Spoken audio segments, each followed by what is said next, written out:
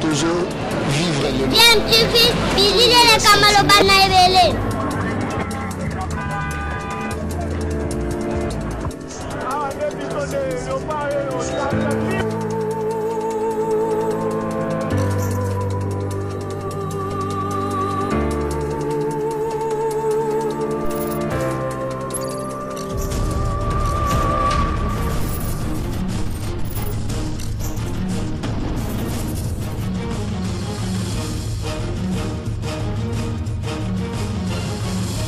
Bien, tu veux toujours un enfant.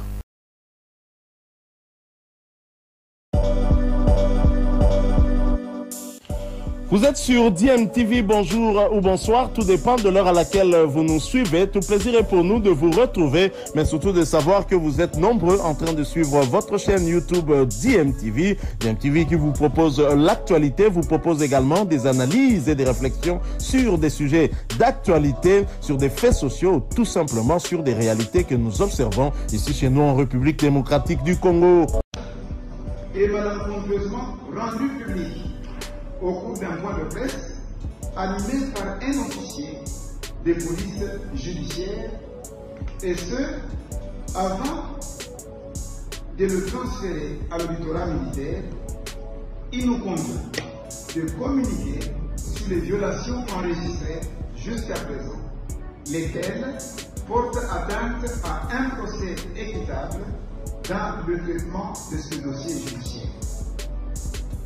Pour rappel, le 30 mai dernier, aux environs de 10 h du matin, après avoir accompli toutes les formalités exigées par la Direction générale de l'immigration, M. Salomon Idi Kalonga-Dela a été, sans mandat légal, tel un vulgaire criminel, interpellé sur le tarmac de l'aéroport international de Njili à Kinshasa et amené manu militaire par des éléments de la garde républicaine à une destination qui ne fut connue que quelques jours après, alors qu'il s'apprêtait à embarquer à bord d'un avion vers Lubumbashi.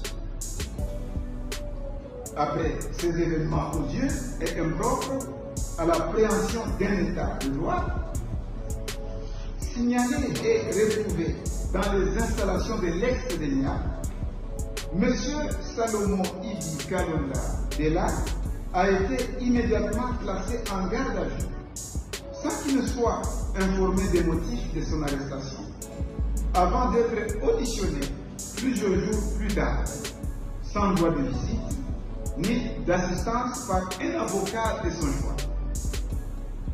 Aussi, il convient de souligner qu'en date du 8 et 9 juin 2023, concomitamment à Kinshasa et à Lubumbashi, des inspecteurs non autrement identifiés ont procédé à une série de perquisitions dans les résidences de M.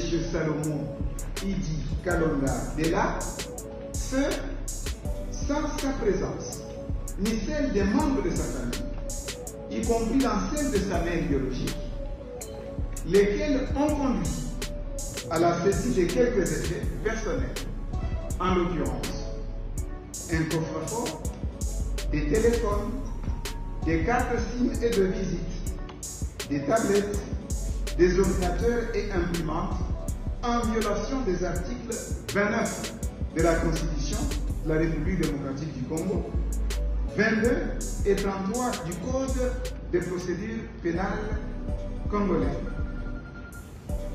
En effet, la procédure, comme l'ordre juridique en général, se trouve placée aujourd'hui sous l'emprise croissante des droits fondamentaux.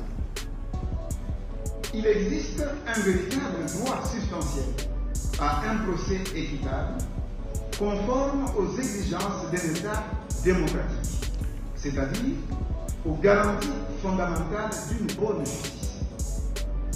Ces garanties sont consacrées par les sources internationales, régionales et nationales de protection des droits et libertés fondamentaux de l'homme et forment ce que l'on désigne par le concept général standards internationaux en matière de procès équitable. De son arrestation en date du 30 mai 2023 à ce jour, nous avons enregistré de graves violations des standards internationaux en matière de procès équitable. Il s'agit de 1. Le droit à la présomption d'innocence. Ce droit est garanti par les instruments juridiques suivants. L'article 14, au point 2, du Pacte international relatif aux droits civils et politiques qui dispose, je cite, « Toute personne accusée d'une infraction pénale est présumée innocente jusqu'à ce que sa culpabilité ait été légalement établie. » Il y a également l'article 7.1b de la Charte africaine des droits de l'homme et des peuples qui prévoit que toute personne a le droit à la présomption d'innocence jusqu'à ce que sa culpabilité soit établie par une juridiction compétente. Et l'article 17, alinéa 3 de la Constitution de la République démocratique du Congo, qui proclame que toute personne accusée d'une infraction est présumée innocente jusqu'à ce que sa culpabilité ait été établie par un jugement définitif. Dans son application, ce droit signifie que les fonctionnaires, les autorités publiques, l'officier du ministère public, l'officier de police judiciaire, y compris les médias, ne peuvent pas faire des déclarations sur la culpabilité ou l'innocence d'un prévenu avant le résultat du procès. Ce droit bien garanti en République démocratique du Congo a été violé au cours de cette procédure à l'occasion du point de presse animé par un officier de police judiciaire au 7e jour de la détention arbitraire et irrégulière de M. Salomon Idi Kalonda Dela, et ce, avant de transférer le dossier à l'auditorat militaire. Dans ce point de presse, l'OPJ a malencontreusement rendu public les accusations mises à sa charge. Cette sortie médiatique qui frise un populisme pénal en violation flagrante des articles 132 et 133 du Code judiciaire militaire, qui dispose, je cite, « Sauf dans le cas où la loi en dispose autrement et sans préjudice des droits de la défense, la procédure au cours de l'enquête et de l'instruction préjudicielle est secrète. Sous peine de sanctions prévues par le Code pénal ordinaire, toute personne qui concourt à cette procédure est tenue au secret professionnel. A, en dehors du fait de violer les règles relatives au caractère secret et inquisitorial de l'instruction préjudicielle en droit congolais, violer également le droit de la présomption d'innocence dès lors que cette communication reflétait sur l'opinion que M. Salomon Idi Kalonda Dela est coupable avant d'être déclaré coupable selon la loi. En d'autres termes, la présomption de culpabilité a triomphé sur la présomption d'innocence. 2.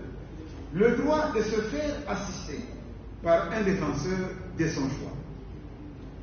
Les instruments juridiques suivants garantissent ce droit. L'article 14, 3.4 du Pacte international relatif aux droits civils et politiques qui dispose « Toute personne accusée a droit à être présentée au procès,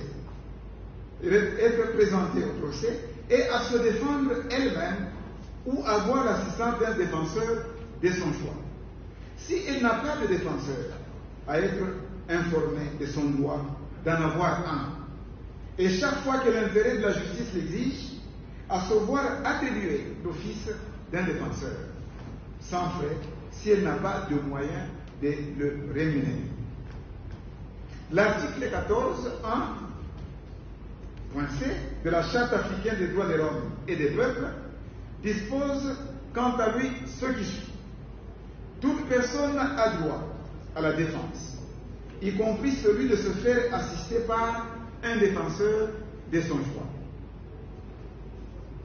L'article 19, alinéa 3 à 5 de la Constitution de la République démocratique du Congo, quant à lui, dispose que le droit de la défense est organisé et garanti. Toute personne a le droit de se défendre elle-même ou de se faire assister par un défenseur de son choix, et ce, à tous les niveaux de la procédure pénale, y compris l'enquête policière et l'instruction préjuridictionnelle. Elle peut se faire assister également devant les services de sécurité. Article 1er de l'ordonnance loi numéro 79/028 du 28 septembre 1979 portant organisation du barreau, du corps des défenseurs judiciaires et du corps des mandataires de l'État de disposer. Les avocats sont auxiliaires de la justice, chargés d'assister ou représenter les parties, postuler, conclure et plaider devant les juridictions. Ils peuvent consulter, conseiller, concilier, rédiger des actes sous seing privé, assister ou représenter les parties en dehors des juridictions. La Constitution de la RDC ne pose aucune limite à la jouissance de droit lorsqu'elle parle de « à tous les niveaux », tout en ajoutant « devant les services de sécurité ». Ce droit a été violé durant toute la période de la garde à vue au niveau des cachots de l'ex-DENIA. Cette durée légale, qui est de 48 heures, a été largement dépassée. M. Salomon Idi Kalonda ayant passé 12 jours de garde à vue avant le transfert de son dossier à l'ultra militaire de garnison de la Gombe en date du 10 juin 2023. Le point le plus culminant de la violation de ce droit a été enregistré en date du 1er juin 2023 lorsque, sans vergogne, des éléments des services de l'ex-DENIA se sont permis de chasser devant les bâtiments abritant le dit service des avocats en toge venus pour entrer en contact avec leurs clients tout en alléguant à ce service. Ayant nature de renseignement, les avocats sont interdits d'y accéder. Ce, alors que l'absence d'un avocat peut donner lieu à des abus, tandis que sa présence limite les intimidations et l'excès de zèle de certains acteurs de la justice. 3. Le droit d'être informé de la nature de la cause et de la cause de l'accusation portée contre soi. Les instruments juridiques suivants garantissent ce droit. Nous avons l'article 9 du Pacte international relatif aux droits civils et politiques qui dispose que tout individu arrêté sera informé au moment de son arrestation des raisons de cette arrestation et recevra notification dans le plus court détail de toute accusation portée contre lui. L'article 18, alinéa 1er de la Constitution de la RDC, qui prévoit toute personne arrêtée doit être immédiatement informée des motifs de son arrestation et de toute accusation portée contre elle, et ce, dans la langue qu'elle comprend. Dans son application, ce droit veut dire qu'en cas d'arrestation ou de détention, l'autorité qui arrête ou qui détient doit dire au concerné pourquoi et de quoi il est accusé, quels sont les faits qui lui sont reprochés et quelles dispositions légales qui sont censées avoir été violées par lui. Cette information doit être donnée clairement, d'une manière détaillée, dans une langue que la personne arrêtée comprend, mais aussi dans un langage simple, non technique, aux termes accessibles. L'information doit être donnée sans délai, c'est-à-dire immédiatement ou dès l'arrestation. Il a été observé au cours de cette procédure que c'est seulement en date du 5 juin 2007, soit 7 jours après l'arrestation de M. Salomon Idi Kalonda Dela, que le service de l'ex-DENIAC, dans une précipitation inconsidérée, a informé l'accusé des charges portées contre lui, à savoir la détention illégale d'une arme de guerre, l'incitation des militaires à commettre des actes contraires au devoir et à la discipline, l'atteinte à la sûreté de l'État en vue de réaliser un coup d'État pour y placer un Katanga. 4. Le droit d'entrer en contact avec le monde extérieur une fois gardé à vue ou détenu. Ce droit est garanti par les instruments juridiques suivants. L'article 18 alinéa 3 de la Constitution qui dispose « La personne gardée à vue a le droit d'entrer immédiatement en contact avec sa famille ou avec son conseil. » L'article 16 alinéa 1er tiré des principes pour la protection de toutes les personnes soumises à une forme quelconque de détention ou d'emprisonnement. Adopté par l'Assemblée générale des Nations Unies dans sa résolution 43/173 du 9 décembre 1988 qui dispose que dans les plus brefs délais, après l'arrestation et après chaque transfert d'un lieu de détention ou emprisonnement à un autre, la personne détenue ou emprisonnée pourra aviser ou requérir l'autorité compétente d'aviser les membres de sa famille ou, s'il y a lieu, d'autres personnes de son choix, de son arrestation, de sa détention et de son emprisonnement ou de son transfert du lieu où elle est détenue.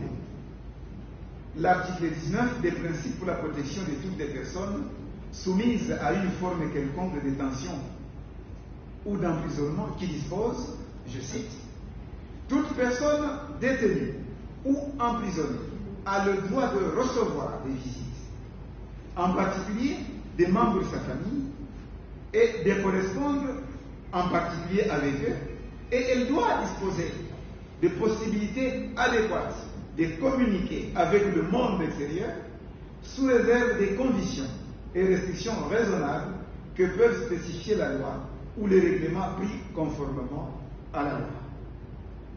Les personnes arrêtées, détenues ou emprisonnées ont le droit de notifier immédiatement ou sans délai à un avocat, à leur famille ou leurs amis, le fait qu'elles sont privées de leur liberté et les lieux où elles sont emprisonnées. Les personnes détenues ont aussi le droit de communiquer et de recevoir des visites par leur famille et amis.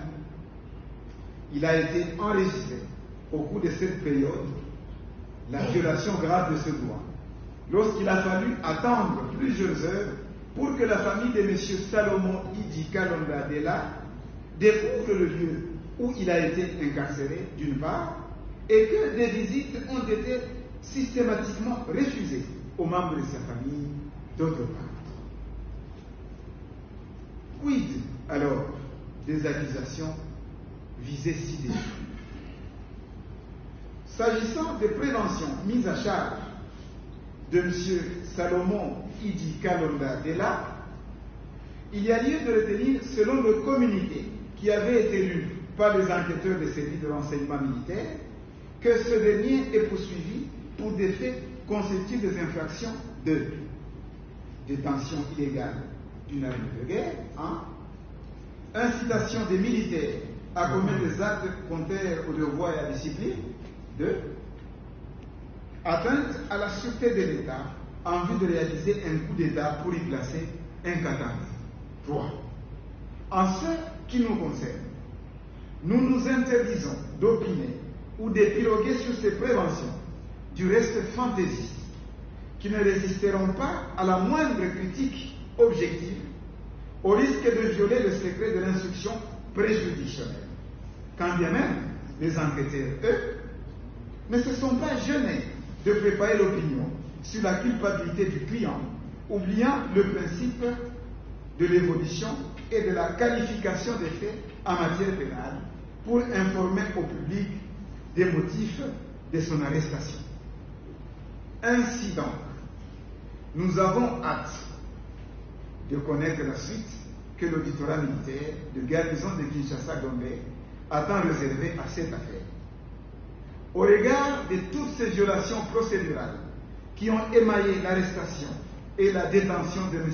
Salomon Idi Kalonda Dela, nous attirons l'attention de la communauté, tant nationale qu'internationale, sur le fait que notre client, qui continue à être détenu arbitrairement et illégalement, en appelle au respect de ses droits fondamentaux garantis par la Constitution de la République et les instruments juridiques internationaux dûment ratifiés par la RDC, et qui ne ménagera aucun effort pour dégager la responsabilité individuelle de quiconque de façon directe ou indirecte aura concouru ou continue à concourir à toutes ces violations décrites. Nous vous remercions. Merci beaucoup, Maître.